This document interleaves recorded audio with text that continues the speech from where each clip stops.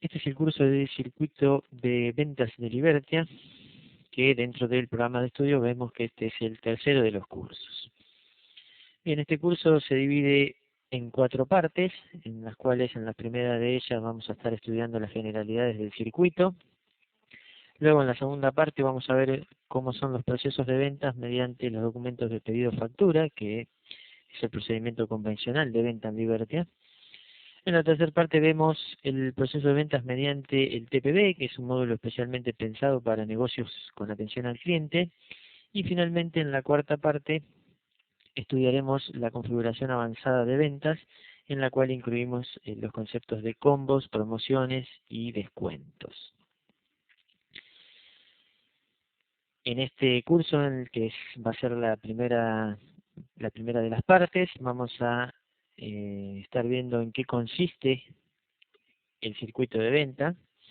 Luego vamos a ver cuáles son los maestros involucrados dentro del circuito y cuáles serían las configuraciones necesarias para poder operar, para poder realizar una operación de venta. Y finalmente vamos a estar viendo una definición de clientes. Bien, ¿en qué consiste el circuito de ventas? Básicamente tenemos que dentro de este circuito entran en juego 3 de los documentos que estuvimos mencionando a lo largo de los cursos. Ellos son el pedido de cliente, que es el pedido de reserva de mercadería, el remito de salida, que es el que produce la disminución del stock de los artículos, y finalmente la factura de clientes. ¿Bien? A partir de estos 3 documentos que se encuentran involucrados en el circuito, nacen 2 modelos o 2 formas de operatoria diferentes, las cuales se llaman pedido, remito, factura o pedido, factura, remito. Básicamente lo que definen estas formas es el orden en el que se van creando los documentos. En la primera de ellas, primero creamos el pedido de cliente, luego generamos el remito de salida de la mercadería a partir del pedido de clientes y finalmente realizamos la facturación de los artículos vendidos. En el segundo de los modelos tenemos un cambio en el orden entre la factura y el remito, es decir, que primero creamos el pedido, luego facturamos ese pedido y finalmente se realiza la entrega de mercadería. En lo que es el curso de circuito de venta no vamos a estudiar la generación de los remitos, ya que es algo que vamos a ver en el curso de movimientos de mercadería. Sobre todo porque además, por ejemplo, para los casos en que la empresa trabaja con servicios, los remitos o el documento de remito es opcional. ¿Bien? Por lo tanto, dentro del circuito de ventas, entonces vemos lo que es la creación de presupuestos y pedidos, la facturación y además se encuentra contenido lo que es la administración de clientes. Vamos a ver cómo definir un cliente y cómo modificar los parámetros de configuración de los clientes. Bien, en cuanto a los maestros involucrados, inevitablemente entran en juego los artículos, que justamente son los que vamos a utilizar tanto a la hora de crear pedidos o facturas. Necesitamos tener configuradas las tarifas de precio, es decir, los precios de venta de cada uno de los artículos. Entran en juego también los impuestos configurados para cada uno de los artículos. Vamos a ver cuáles son las configuraciones necesarias para poder entonces realizar el proceso de ventas. Y finalmente las entidades comerciales, en particular aquellas que son clientes, en donde los grupos de entidades comerciales, las localizaciones, los contactos y esquemas de descuentos son algunos de los maestros secundarios asociados a las entidades comerciales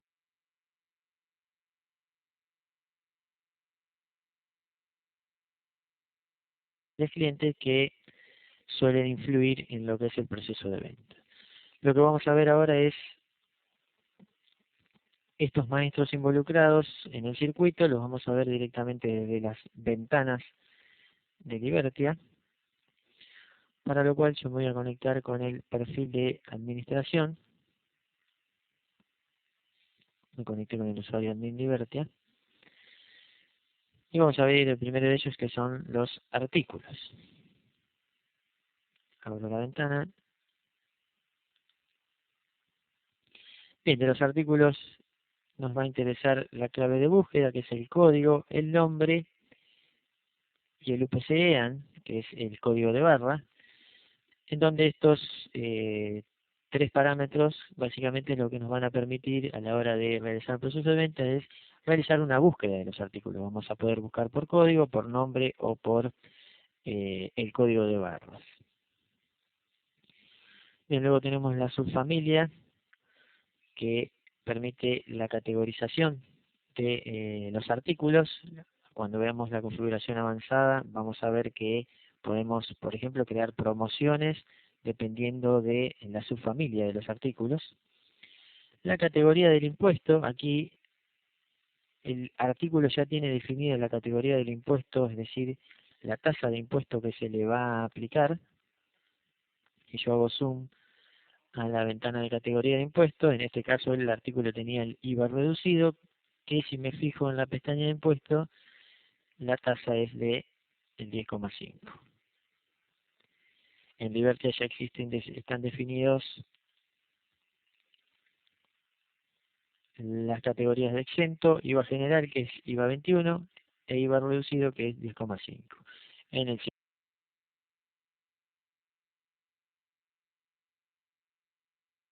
circuito, en el curso de circuito impositivo, vamos a ver cómo crear nuevos impuestos.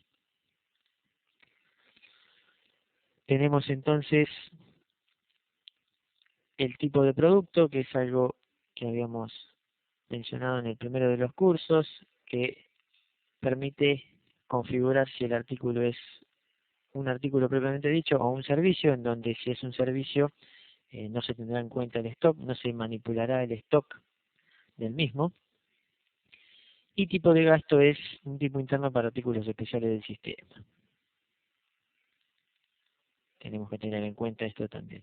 Finalmente, para que el artículo pueda entrar dentro del proceso de ventas, es decir, que lo podamos ingresar tanto en una ventana de pedidos o de facturas, el artículo debe estar marcado como vendido. Bien. Luego teníamos, o había mencionado, que necesitamos tener configurados los precios. Desde la pestaña de precios vemos para cada tarifa o versión de tarifa el precio que tiene asociado el artículo. En particular, a nosotros nos interesa que el artículo tenga el precio configurado para al menos alguna tarifa de ventas. Si yo hago zoom hacia la ventana de tarifas, voy a ver la configuración de la tarifa de ventas, en donde tenemos la tarifa, la versión, que es la que me determina a partir de la fecha cuál es la versión válida de precios, y en la pestaña de precio tenemos todos los artículos que tienen un precio asociado dentro de esta versión. Necesitamos entonces tener configurada al menos una tarifa de ventas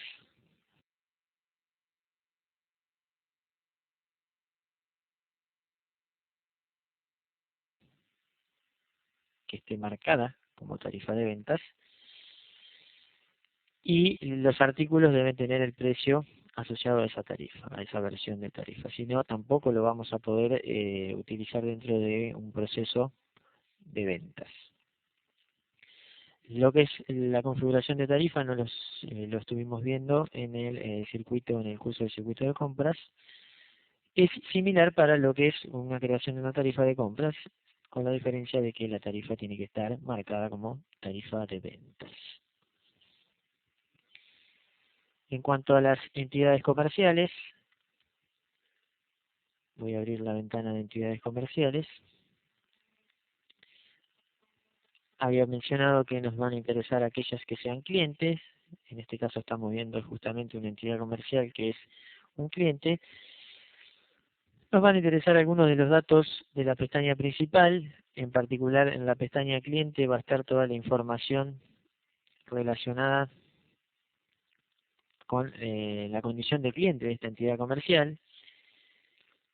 Luego había mencionado la localización, que son los domicilios. Necesitamos que las entidades comerciales tengan asociado un domicilio y de forma opcional algún contacto que lo que permite es, por ejemplo, para entidades comerciales de tipo empresa, definir ciertas personas que son contactos, por ejemplo, para a la hora de crear una factura o un pedido, emitir una factura o un pedido, indicar en la factura o el pedido la información del contacto de esa empresa. ¿Bien? A continuación, cuando veamos la definición de un cliente, vamos a meternos en detalle en cada una de los campos de información de estas pestañas que acabo de mencionar. Vamos a ver entonces. Bien, con esto finalizamos la revisión de los maestros involucrados dentro del circuito de ventas. Retomando con el temario del curso, para no perdernos, entonces ya vimos en qué consiste el circuito de venta, vimos cuáles eran los maestros involucrados recientemente, y falta el último de los puntos en donde vamos a ver la definición de clientes.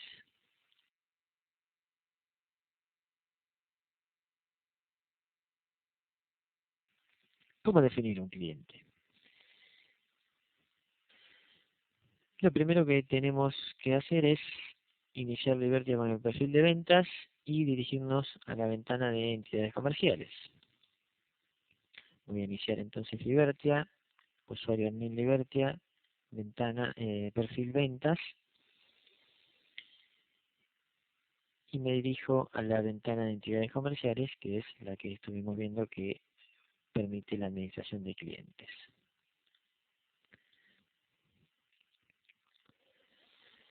Luego en la pestaña de entidades comerciales vamos a crear un nuevo registro de entidad comercial y vamos a asignar los datos obligatorios y los opcionales que sean de interés. Creamos entonces un nuevo registro, le vamos a asignar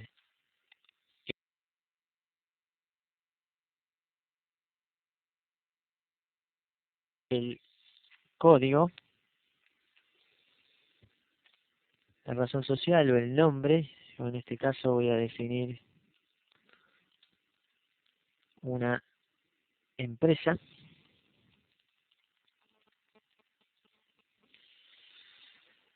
Solo para el caso de la localización argentina tenemos que indicar una categoría de IVA, una responsabilidad frente al IVA.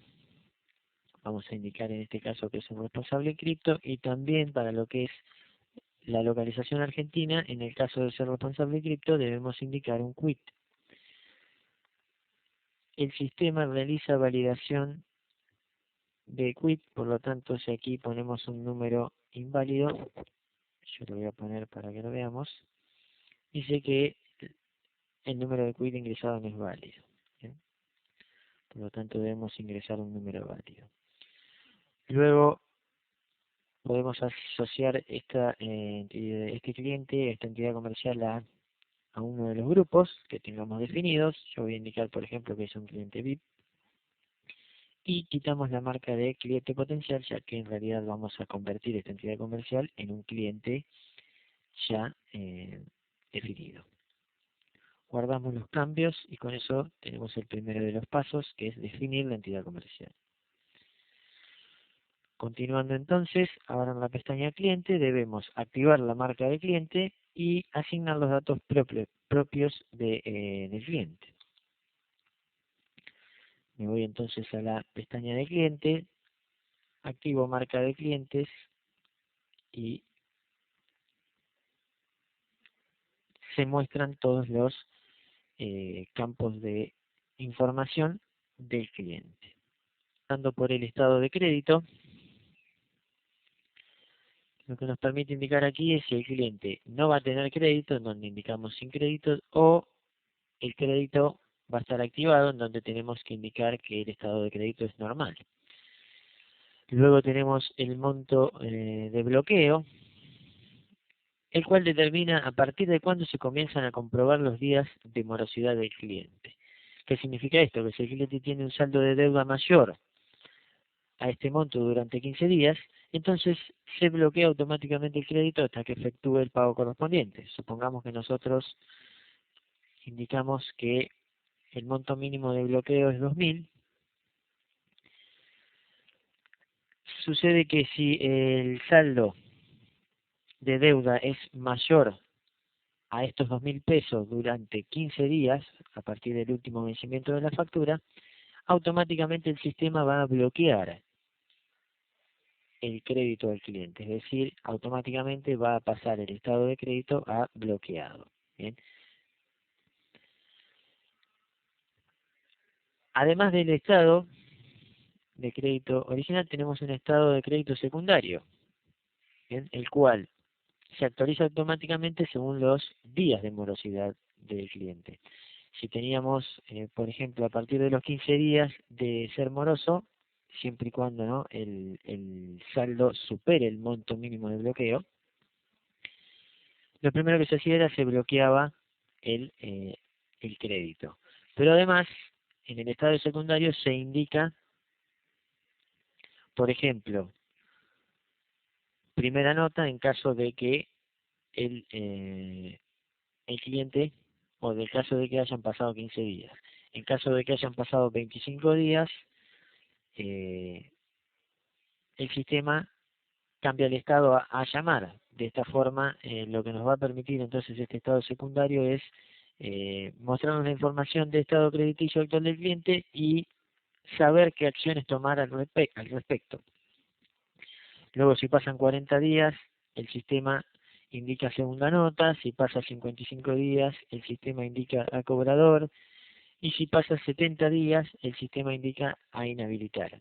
A partir entonces de esta información, un supervisor debería realizar o tomar las acciones necesarias con este cliente.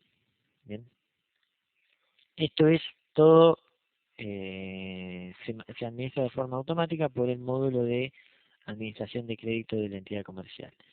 Por otro lado, tenemos el límite de crédito que, a pesar del monto mínimo de bloqueo, el límite de crédito permite indicar cuál es el tope máximo de venta a crédito para este cliente. Yo aquí le voy a poner 5.000, indicando que más de estos 5.000 pesos, ya sea cualquiera el estado de crédito secundario, el cliente no nos va a poder deber más de esta plata.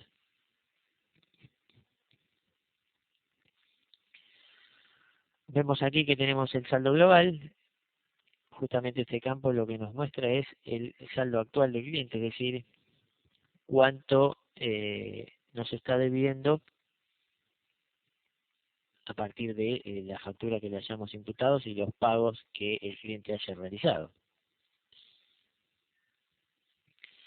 Bien, eso en cuanto a lo que es estado de crédito, que como podemos ver se configura directamente desde esta pestaña.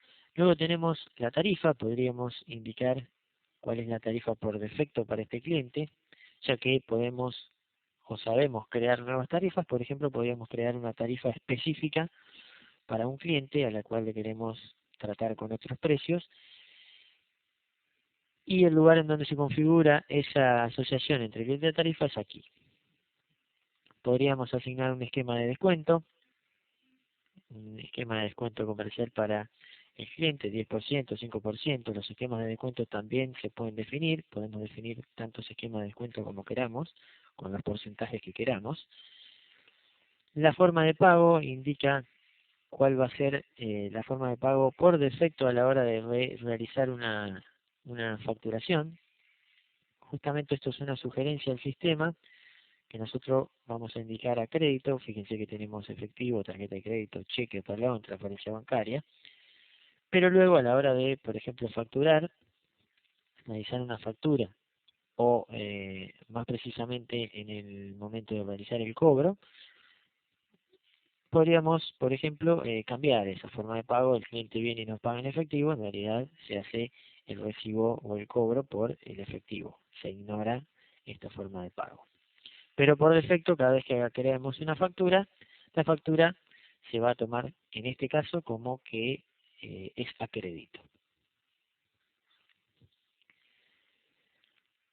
Finalmente tenemos el esquema de vencimientos, que nos determina cuál será el esquema de vencimiento para las facturas emitidas para este cliente, el esquema de vencimiento por defecto. Luego, cuando creemos la factura, esto también se puede cambiar, pero la configuración por defecto está indicada en este parámetro. Vamos a indicar que es un esquema de vencimiento inmediato. Tenemos en 30 días, 30, 60, 90 días, e incluso se pueden crear nuevos esquemas de vencimientos con diferentes reglas. Bien, guardamos los cambios entonces, y con eso tenemos configurada toda la información relacionada con el cliente, o por lo menos la información primordial de lo que es la información de cliente. En la pestaña de localizaciones, ahora debemos crear al menos una localización para el cliente. Las localizaciones son los domicilios, las direcciones.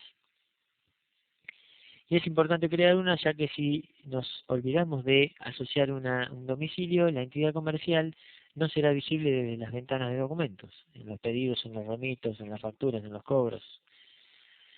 No vamos a poder o no vamos a ver la entidad comercial o el cliente si es que no le definimos una localización. Por lo tanto, vamos a dirigirnos a la pestaña de localización. Aquí creamos un nuevo registro. Si no tenemos ninguno creado, ya el sistema por defecto crea uno o nos pone en modo de creación de un registro. Presionamos en este botón para entrar en el diálogo en donde nos muestra la información de la dirección. Ingresamos la dirección, ingreso una ciudad, el código postal,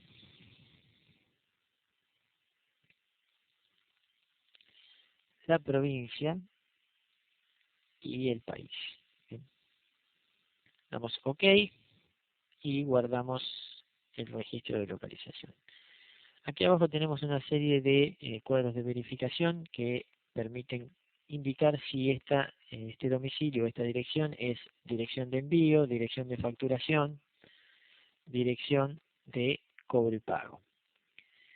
Sucede que una entidad comercial, al poder tener más de un domicilio asociado, podríamos además indicarle al sistema cuál es la dirección de envío de mercadería, cosa que cuando creemos un remito, automáticamente el sistema busque esta dirección de envío y la asocia al remito. En el caso de que sea una dirección de facturación, lo mismo, cuando creamos o emitimos una factura, el sistema va a buscar cuál es la dirección de facturación de la entidad comercial, y lo mismo para la dirección de cobro, en caso de crear o emitir algún cobro de esta entidad comercial. La idea es que entonces una entidad comercial puede tener diferentes direcciones para el envío o para la facturación, caso que suele suceder por ahí en lo que son entidades comerciales de tipo empresa. Bien, finalmente vamos a irnos a la pestaña de contacto para definir los contactos del cliente, sobre todo en este caso que es una empresa. Vamos a definir dos personas que se pueden utilizar como contactos de la empresa, pero tenemos que tener en cuenta que la creación de contactos es opcional. A diferencia de las localizaciones, podríamos crear o no contactos para la entidad comercial. En nuestro caso vamos a crear dos. En la pestaña de contacto, ya al no tener ninguno entra en el modo de inserción. Vamos a definir Raúl Fernández. Indicamos la dirección de mail, algún teléfono y demás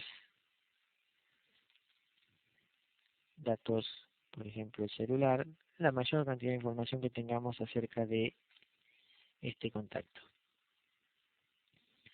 Guardo los cambios y vamos a crear un segundo contacto.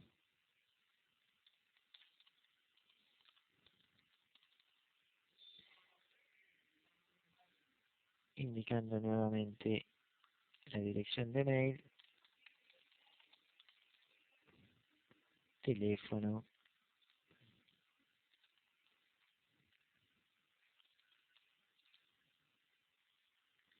y celular.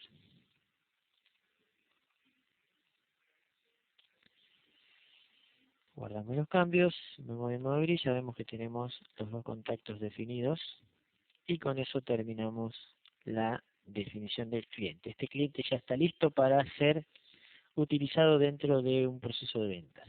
A continuación, entonces, en los próximos cursos, vamos a ver cómo crear pedidos y facturas.